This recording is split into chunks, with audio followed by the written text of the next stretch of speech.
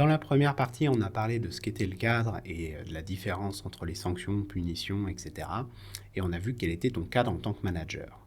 Maintenant, on va parler du cadre que tu vas créer avec l'équipe. Il va être important donc pour toi d'aller définir le cadre de ton équipe. Ce cadre, ça va être toutes les règles du jeu de l'équipe. Ça va être des règles qui vont être liées par exemple au retard, au congé, aux horaires, à je ne sais quoi, qui peuvent être prises en charge par ton entreprise, par des règles internes qui ont été définies par les ressources humaines, ou rien du tout, et c'est toi qui vas devoir tout faire. Et il va être important également de penser à prévoir les conséquences en cas de franchissement pour éviter de tomber dans de la punition.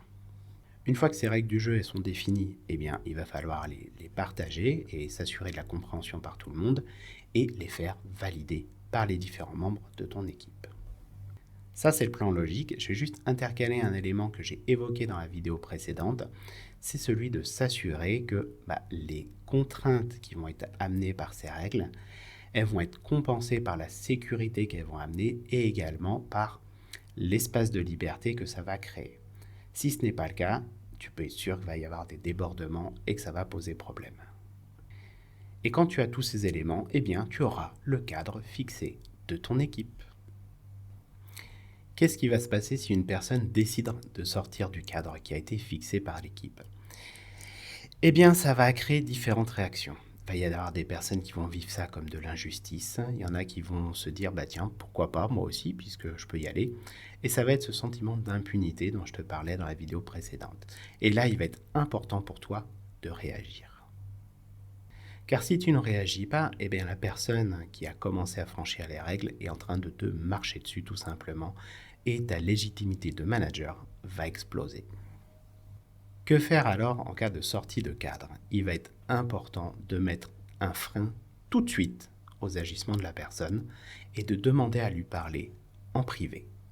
Cette discussion, je t'invite à la décaler dans le temps pour éviter d'être dans de l'émotionnel, que ce soit toi, que ce soit la personne en face de toi, parce que sinon ça risque d'être peu constructif et ça va servir personne au final. Pour mener cet entretien, je te propose d'utiliser la méthode DESC. Elle est très efficace lorsqu'on est dans des entretiens de recadrage. Le D, ça va être pour décrire les faits. C'est-à-dire que d'un point de vue observation, c'est juste poser ce que tu as observé, sans jugement, sans inférence, juste dire ce que tu as observé. Le E, ça va être pour les émotions. C'est qu'est-ce que ces observations que tu as faites, ça a généré d'un point de vue émotionnel chez toi, et de l'exprimer en je. Le S, ça va être pour amener les solutions, c'est-à-dire de rechercher ensemble des solutions en laissant le plus la main possible à la personne en face. Et le C, c'est pour les conséquences en cas de non-correction.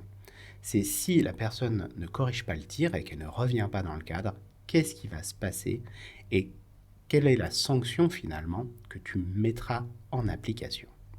Pour que cet entretien il puisse bien se réaliser, tu comprends qu'il est important d'avoir posé le cadre avant. Parce que qui dit recadrage dit cadre existant. Sinon, c'est impossible de le faire.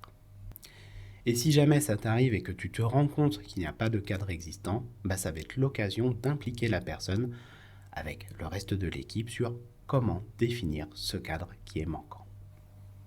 Quelques petits conseils pour que ça se passe bien, cet entretien de recadrage. Je t'invite à préparer cet entretien. La personne, tu lui as donné rendez-vous dans 1 heure ou 2. C'est l'occasion pour toi d'aller préparer justement cet entretien que tu vas avoir avec et savoir exactement ce que tu vas lui dire lorsque tu vas dérouler le desk. Pour ça, il va être important de sélectionner un seul et unique message. Le but, c'est pas de lui ramener la charrette de toutes les choses mal qu'elle a fait dans le passé, mais de te concentrer uniquement sur le point que tu as observé. Le faire à froid, donc pas sur le coup émotionnel, mais pas non plus trop loin, parce que passé 48 heures, plus personne ne va se souvenir exactement de ce qui s'est passé. De le faire dans un lieu neutre, discret, où vous n'allez pas être interrompu. Idéalement en présentiel en tête-à-tête, mais si vous ne pouvez pas, le faire au moins en visio en tête-à-tête. Et lorsque les 2 personnes sont vraiment disponibles en termes de temps et émotionnel. C'est-à-dire que lorsque tu donnes à la personne un rendez-vous dans 2 heures, assure-toi bien qu'elle soit disponible dans 2 heures. Que si elle doit aller chercher ses gosses, elle n'aura pas la tête à ce que tu vas lui dire. Et cet entretien, finalement, ne servira pas à grand-chose. Un piège que l'on peut rencontrer dans des échanges avec le desk, c'est celui de tomber après dans celui des justifications. Si la personne en face commence à se dire oui mais, oui mais, oui mais, là t'es tombé dans un piège et ton entretien de desk il va te péter à la tronche et il n'en subsistera plus rien. Donc évite de tomber dans ce piège et si la personne commence à aborder des justifications, lui dire stop, tes justifications quelque part ça ne m'intéresse pas, ce que je veux c'est qu'on trouve des solutions pour l'avenir. Voici un exemple d'échange qui pourrait utiliser le desk. Merci Martin d'être présent. Hier matin, tu es arrivé 30 minutes après le début de la réunion et j'ai perdu 15 minutes à répéter des éléments clés. Du coup, nous n'avions plus assez de temps pour prendre une décision. Pourtant, j'avais bien demandé à toute l'équipe des trailers car le timing était serré. Donc là, on est vraiment sur des faits qui sont posés, clairs, il n'y a pas d'interprétation, on pose juste les faits. Je suis énervé car j'ai besoin que les personnes de mon équipe soient fiables pour continuer à accorder ma confiance.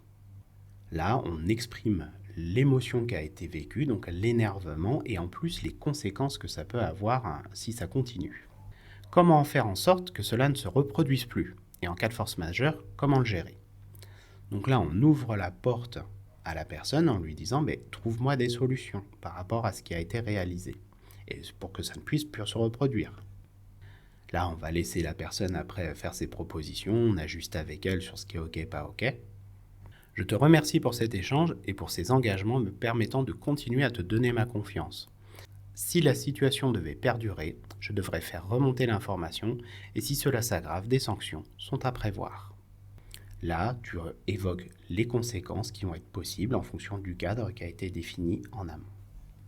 Tu l'auras peut-être compris, c'est un entretien qui va être court. C'est 10, 15, 20 minutes grand maximum. C'est tout pour cette vidéo et on se retrouve dans la prochaine.